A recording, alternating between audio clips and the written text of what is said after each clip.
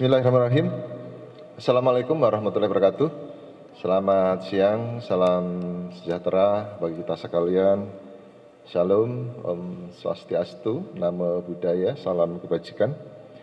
Rekan-rekan wartawan yang saya cintai dan saya banggakan, pada siang hari ini kembali kita laksanakan update situasi Kamtibmas pada hari Senin 20 Juli 2020. Ada beberapa hal yang perlu saya sampaikan di sini.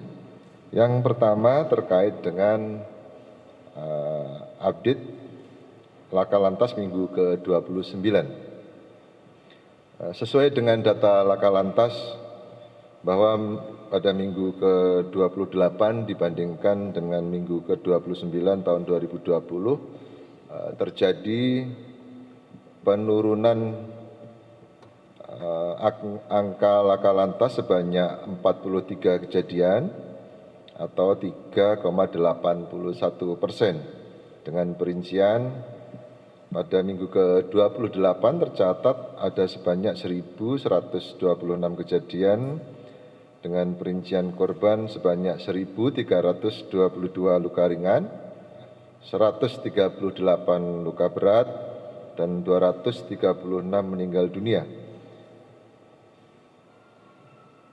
Total kerugian material sebanyak 2.006.200.450 rupiah.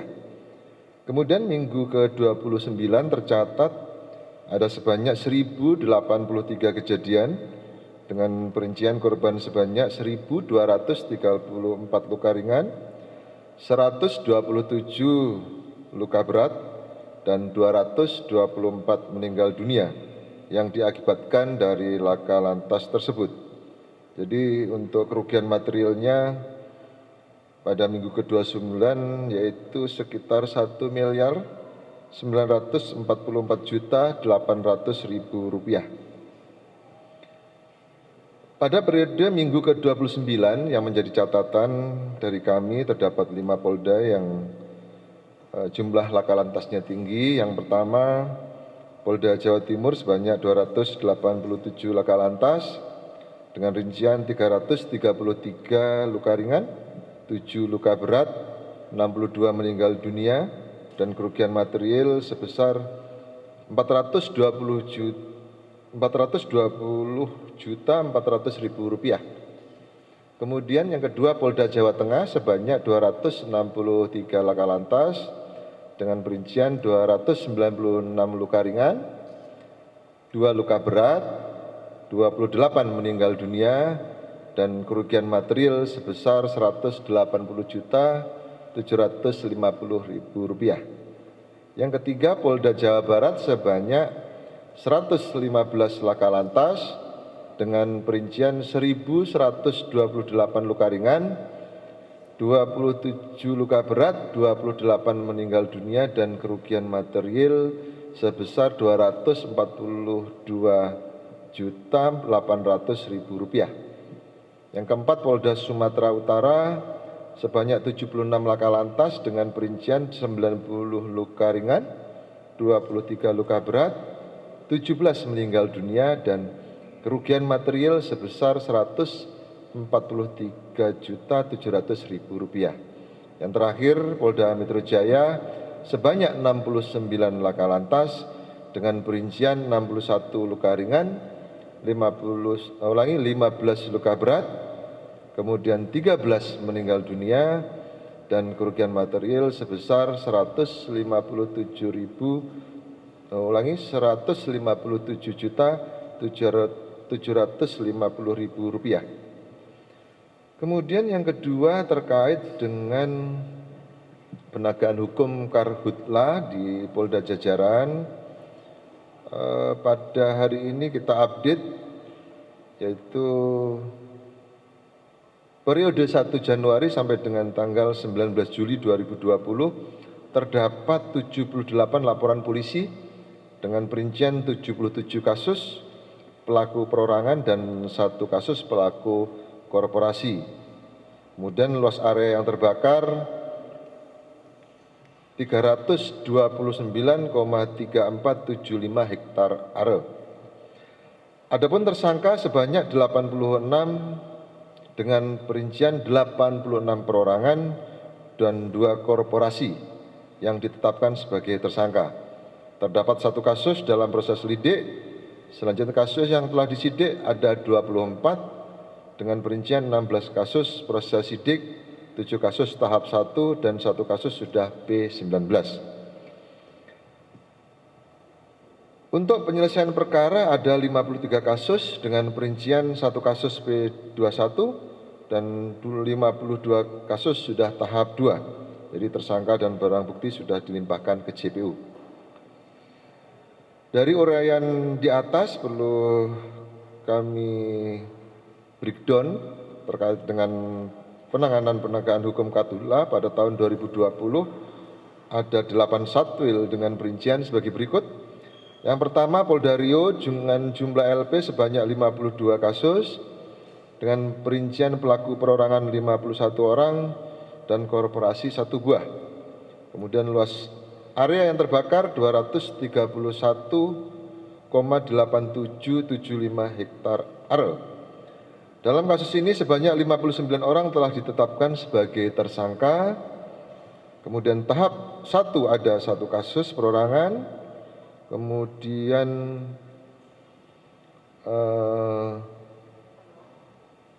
tahap 1 kasus korporasi serta sebanyak 48 kasus dalam tahap 2. Kemudian untuk Polda Sumsel dengan jumlah laporan polisi sebanyak 7 buah dengan perincian semua pelaku perorangan. Luas area yang terbakar 13,75 hektar are. Kemudian dalam kasus ini sebanyak 7 orang telah ditetapkan sebagai tersangka perorangan dan selanjutnya proses dalam sidik. Yang ketiga Polda Jambi dengan jumlah LP sebanyak 3 buah kasus dengan perincian semua pelaku perorangan. Luas area yang terbakar 1,36 hektar are. Dalam hal ini ada 4 orang yang ditetapkan sebagai tersangka perorangan dan selanjutnya kasus proses sidik sebanyak 3 kasus. Yang keempat Polda Kalteng dengan jumlah LP sebanyak 8 buah dengan luas area yang terbakar 10,45 hektar are. Dalam kasus ini sebanyak 7 orang yang ditetapkan sebagai tersangka perorangan dan selanjutnya kasus yang tahap 1 ada 6 kasus, tahap 2 ada 1 kasus dan tahap lidik sebanyak 1 kasus. Polda Kaltara jumlah LP sebanyak 4 kasus dengan perincian semua pelaku perorangan. Kemudian luas area yang terbakar 18 hektar are. Dalam kasus ini ada sebanyak 4 orang telah ditetapkan sebagai tersangka perorangan. Selanjutnya yang telah P19 sebanyak 1 kasus, P21 sebanyak 1 kasus, dan yang dalam proses tahap 2 sebanyak 2 kasus. Yang keenam Polda Kaltim dengan jumlah LP sebanyak 1 kasus dengan perincian semua pelaku perorangan. Kemudian luas area yang terbakar 11 hektar are. Dalam kasus ini sebanyak 1 orang telah ditetapkan sebagai tersangka perorangan dan dalam proses tahap 2. Kemudian yang ketujuh Polda Aceh dengan jumlah LP sebanyak 1 kasus. Kemudian luas area yang terbakar 28 hektar are. Dalam kasus ini belum ada yang ditetapkan sebagai tersangka. Selanjutnya kasus yang dalam proses sidik sebanyak 1 kasus. Polda Bangka Belitung dengan jumlah LP sebanyak 2 buah dengan perincian semua pelaku perorangan. Luas area yang terbakar 5,5 hektar are. Dalam kasus ini sebanyak 2 orang telah ditetapkan sebagai tersangka perorangan dan selanjutnya 2 kasus tersebut dalam proses sidik. Untuk pasal-pasal yang dipersangkakan terhadap para pelaku, di sini perlu kami sampaikan yaitu yang pertama pasal 187 dan pasal 188 KUHP Kemudian yang kedua pasal 98, pasal 99, dan pasal 108 Undang-Undang Nomor 32 Tahun 2009 tentang Lingkungan Hidup. Dan yang ketiga pasal 108 Undang-Undang Nomor 38 Tahun 2014 tentang Perkebunan. Kemudian yang ketiga terkait dengan perkembangan kasus penganiayaan ABK WNI di kapal Luhuang Yuanyu 118.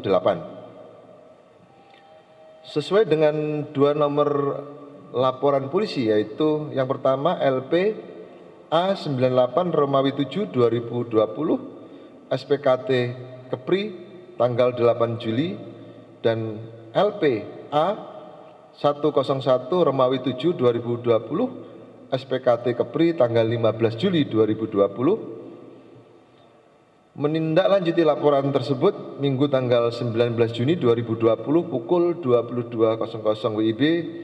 Tim Satgas TPPO Subdit 3 Ditpidum Bareskrim Polri telah membackup Polda Kepri melakukan penangkapan tersangka terkait perkara penemuan jenazah di freezer kapal Luhuang Yuanyu 118 dan TPPO. 3 tersangka yang berhasil diamankan sebagai berikut. Yang pertama, HA, Direktur Utama PT Ginggar Marin Internasional,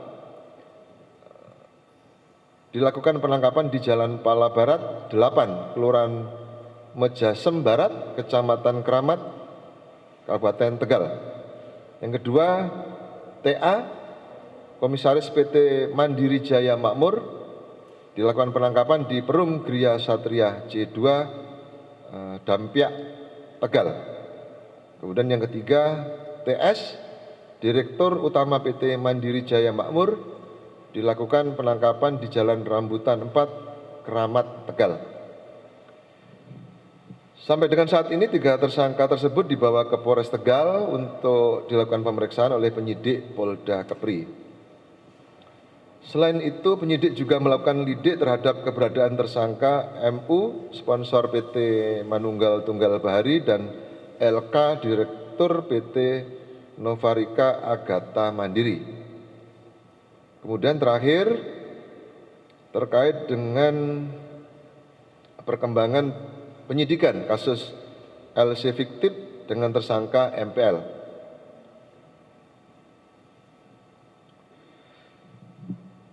Penyidik Mabes Polri telah melakukan pemeriksaan terhadap OAA selaku Direktur PT Gramarindo Mega Indonesia dan memperdalam peran MPL dalam merencanakan pembuatan dan penggunaan LC fiktif. Sebagaimana kita ketahui bersama bahwasannya OAA ini merupakan salah satu mantan narapidana dalam kasus pengajuan fasilitas kredit berupa LC fiktif ke Bank BNI 46. Yang bersangkutan sudah disidang di PN Jakarta Selatan dan sudah menjalani hukuman selama 16 tahun penjara. Selanjutnya dari pengembangan proses penyidikan, penyidik telah mengamankan sejumlah barang bukti dengan perincian sebagai berikut. Yang pertama, dari MPL sendiri kita sudah mengamankan 1 buah paspor. Kemudian yang kedua, dari Bank BNI A28 bendel fotokopi putusan PN Jakarta Selatan, Pengadilan Tinggi DKI Jakarta dan Mahkamah Agung terhadap 16 tersangka lainnya. Kemudian B, 1 bendel fotokopi pengakuan utang oleh MPL kepada BNI tanggal 26 Agustus 2003. C, 1 bendel fotokopi akte penanggungan utang atau personal garanti dari MPL kepada BNI tanggal 26 Agustus 2003. Dan D, 1 bendel fotokopi akte penanggungan utang atau personal garanti dari AHW kepada BNI tanggal 26 Agustus 2003. Kemudian yang selanjutnya dari OAA juga kita lakukan mengamankan barang bukti yaitu A. 1 bendel fotokopi legalisir bermaterai surat pernyataan atas nama OAA terkait saham MPL dengan saksi RK, salah satu mantan narapidana kasus LC BNI, dan APL, salah satu mantan narapidana kasus LC BNI tanggal 3 Juli 2003. Kemudian B.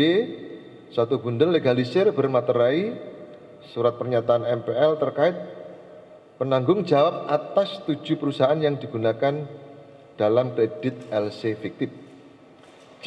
1 bundel legalisir bermaterai surat kuasa MPL terhadap TL terkait penyerahan saham perusahaan kepada BNI 46 dalam rangka recovery tanggal 25 Agustus 2004. Dan D yang terakhir, 1 bendel legalisir bermaterai agreement antara Hasyad dengan MPL terkait fee pembuatan LC fiktif atas bank koresponden.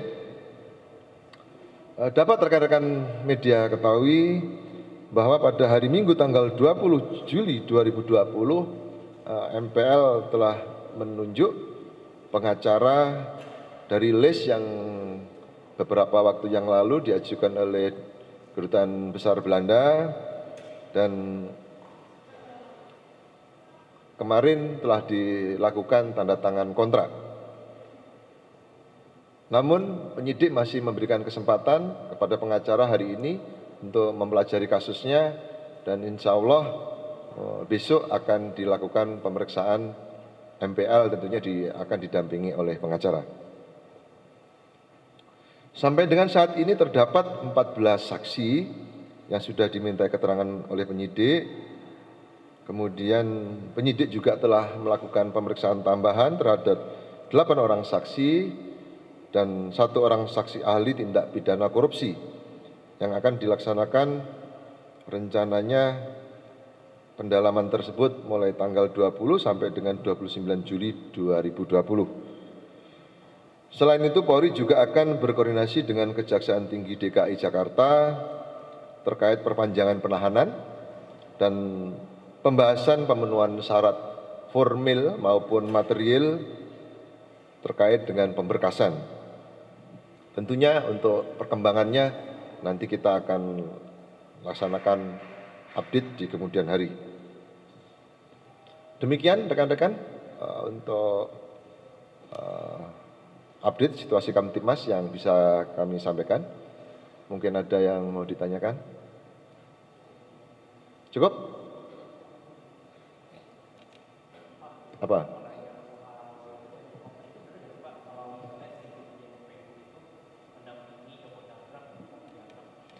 Ya, untuk pemeriksaan awal kita dapatkan sesuai dengan surat izinnya memang demikian. Yang bersangkutan membuat surat izin sendiri menuju Pontianak. Info yang kita dapatkan yang bersangkutan langsung dalam satu pesawat dengan DPO Joko Chandra, dan ini yang masih kita ke depan akan laksanakan pendalaman karena memang sampai hari ini kami sudah cross check ke Propam maupun ke Pusdokes, yang bersangkutan masih belum bisa kita periksa, masih dalam perawatan di rumah sakit. Tentunya nanti kalau ada perkembangan kita juga akan update kepada rekan-rekan. Itu yang belum kami dapatkan, tentunya nanti kalau ada perkembangan. Karena memang baru kemarin diinterogasi, belum sampai tuntas, sudah yang bersangkutan sakit.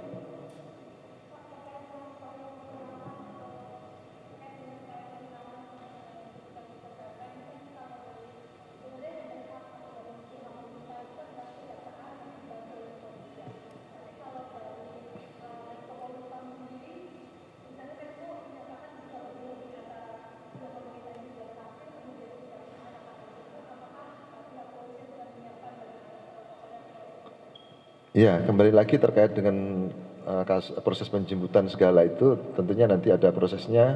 Dari Kemenko Polhukam kan sudah juga membentuk untuk tim pemburu DPO itu tentunya apapun nanti kita juga akan bantu sepenuhnya terkait dengan pelaksanaan di lapangannya ya. Yang penting proses kita apapun kita akan ikuti bagaimana perkembangannya, nanti yang dikedepankan siapa, tentunya Polri akan proaktif untuk membantu pelaksanaannya.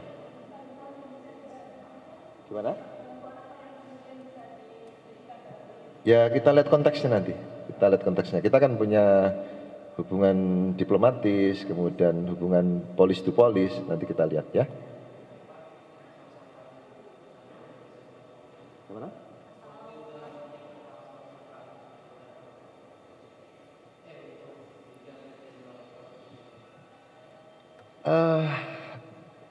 Kembali lagi nanti kita lihat penyidik, tapi yang jelas yang bersangkutan ini kan kalau biji PPO itu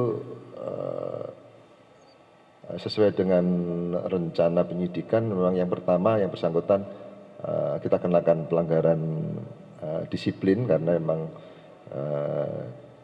keluar kesatuan tanpa izin pimpinannya, kemudian terkait dengan kode etik profesi Polri-nya juga yang bersangkutan telah melanggar, yaitu etika kelembagaan.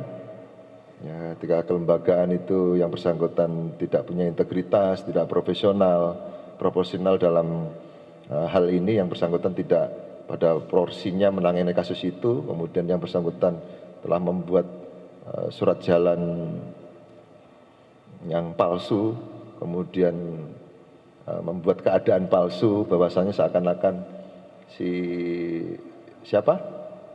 Joko Chandra sebagai konsultan, padahal itu tidak ada. Ya, sekali lagi saya pada kesempatan hari ini tidak ada, itu ngarang-ngarang saja, itu bohong, itu palsu, ya. Tidak ada Joko Chandra sebagai konsultan Baris Krim, tidak ada itu. Kemudian yang bersangkutan juga kita kenain etika kemasyarakatan, begitu.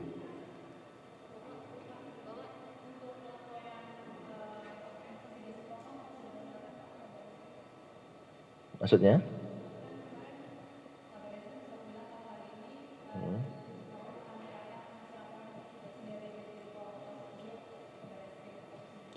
Yang jadi masalah, yang bersangkutan masih di rumah sakit. Jadi belum, ya kalau namanya sakit kita tidak bisa memeriksa. Apapun kita menghormati, kalau dia nanti sudah baikan, sudah sehat, tentunya akan di BAP lagi. Belum bisa ditindaklanjuti.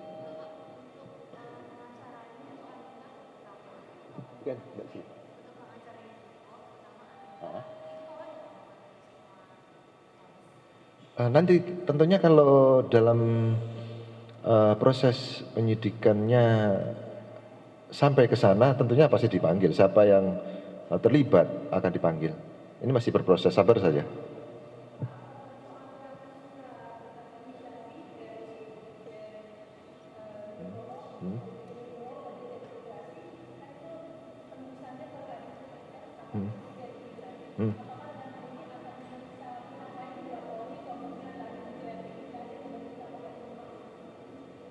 Ya, selama nanti dalam berita acara itu melibatkan orang per orang, tentunya nanti akan dipanggil. Tapi kita tidak bisa memastikan siapa ya, karena memang ini masih berproses. Kita tunggu aja hasil pemeriksaannya.